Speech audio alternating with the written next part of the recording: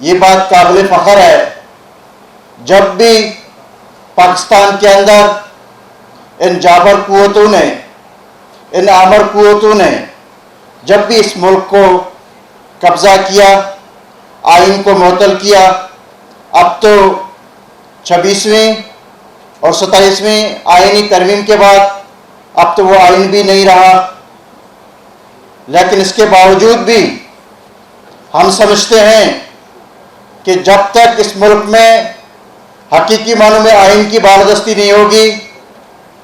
جب تک حقیقی معنوں میں قانون کی بالادستی نہیں ہوگی، آج آپ دیکھ رہے ہیں گزشتہ 3-4 سالوں سے جب سے یہ حکمران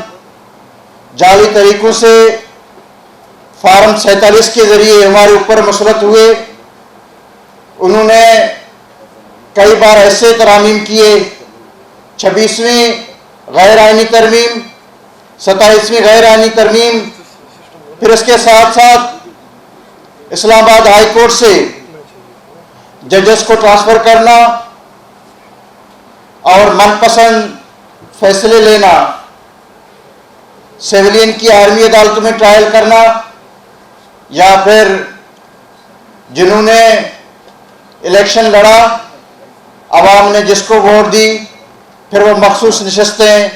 جس طریقے سے بانٹی گئی اور سپریم کورٹ کے ذریعے سے بانٹی گئی، ہم سمجھتے ہیں کہ آج یہ وقت آن پہنچا ہے کہ پاکستان کے تمام وکلاء کو، پاکستان کے سول سوسائٹی کو،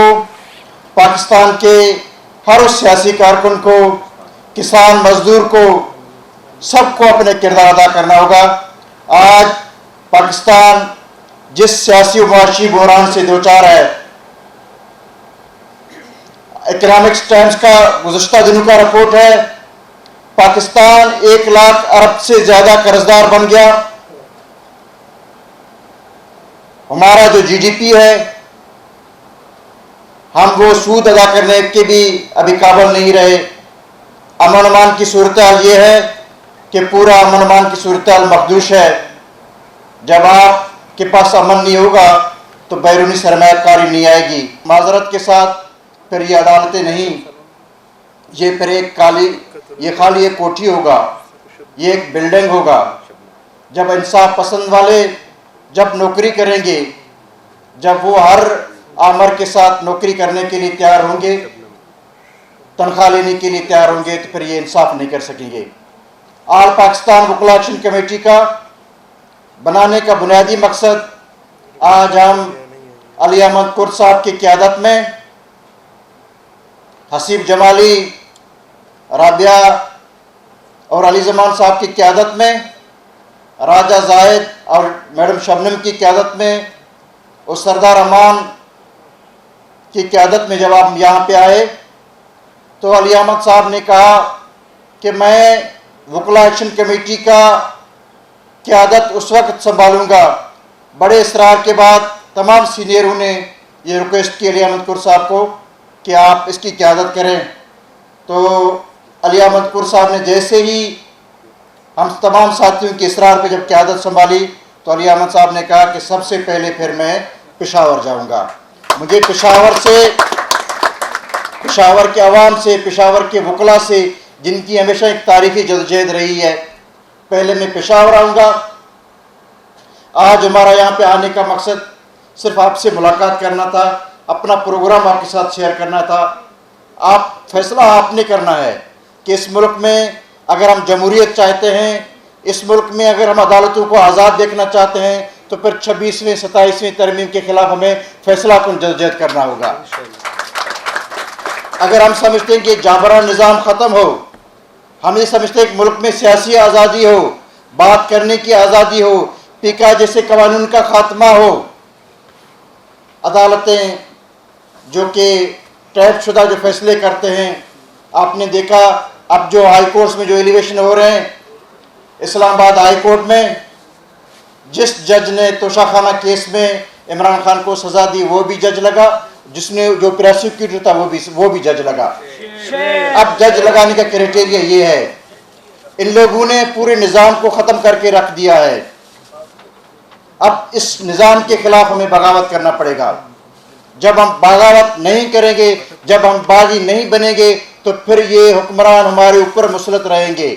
और ये जो मुसलत शुदा हुक्मरान है, इसके खिलाफ फैसला कन जदोजहद करने का वक्त है। मैं आप लोगों का ज़्यादा वक्त नहीं लूँगा। अली अहमद कुर्द साहब आएंगे, वो आपसे बात करेंगे। हमारा एक ही मकसद है कि 26वीं आइनी तरमीम और 27वीं आइनी तरमीम के खात्मा किए बगैर हम इस मुल्क में ना तो हम हकीकी मानों में जमहूरियत ला सकते हैं, ना हम अदालत में आज़ाद कर सकते हैं। आपके साथ बलूचिस्तान बार कौंसिल, बलूचिस्तान के वकला, खैबर पख्तूनख्वा के वकला, आप लोग आगे बढ़ें, हम आपके साथ पीछे चलने के लिए तैयार हैं। इस मुल्क में अनडिक्लेयर मार्शल लॉ है।